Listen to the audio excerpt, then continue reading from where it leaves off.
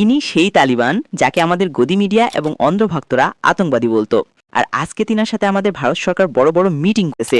হায় রে সময়, কখন যে পাল্টে যায় বোঝাই যায় না।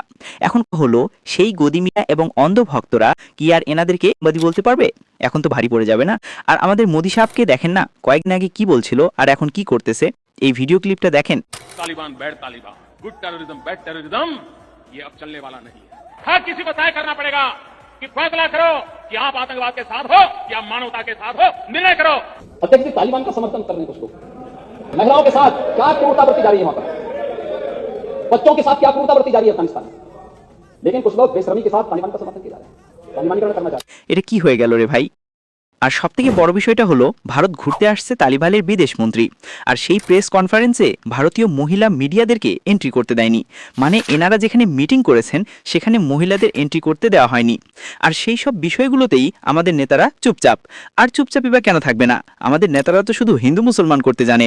বাকি আপনাদের মতামত কমেন্টে অবশ্যই জানাবেন।